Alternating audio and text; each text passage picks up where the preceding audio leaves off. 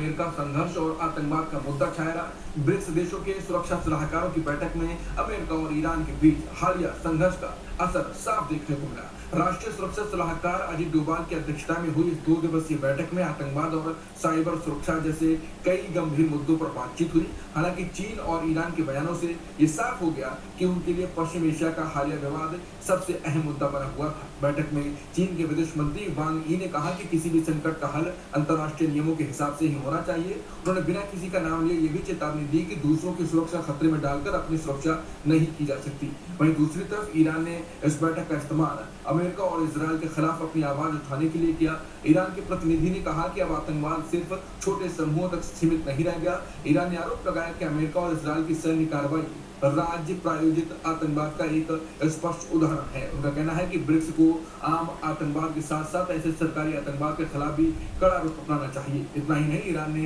UAE पर भी उसके खिलाफ सैन्य अभियानों पर मदद करने का सीधा आरोप लगा दिया।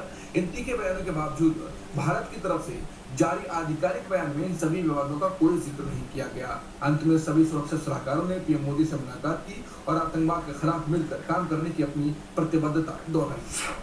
संयुक्त राष्ट्र की रिपोर्ट में कहा गया है कि इजरायल ने गजा में बच्चों को जानबूझकर निशाना बनाया है। इस रिपोर्ट के मुताबिक अक्टूबर 2023 से शुरू हुए युद्ध में जितने लोग मारे गए हैं उनमें से करीब 30% बच्चे हैं। इतना ही नहीं, यूनिसेफ का कहना है कि इस जंग में 50,000 से ज्यादा बच्चे या तो मारे गए हैं या फिर जख्मी हुए हैं। इजरायली सेना ने बच्चों के जन्म से जुड़े अस्पतालों और मैटरनिटी सेंटर्स को भी नहीं बख्शा।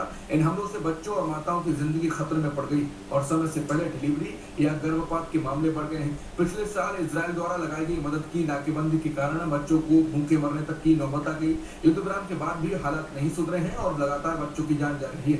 यही नहीं, बच्चों को जेलों में डालकर उनके साथ बहुत बुरा बर्ताव और टॉर्चर भी किया गया। अल जजीरा की एक डॉक्यूमेंट्री में भी ये बात सामने आई है कि बच्चों को कपड़े उतारकर प्रताड़ित किया गया और उनका मजाक उड़ाया गया। संयुक्त राष्ट्र का ये भी कहना है कि जैसे जैसे राहत एजेंसियां काम समेट रही हैं, वैसे वैसे बच्चे और ज्यादा असुरक्षित होते जा रहे हैं।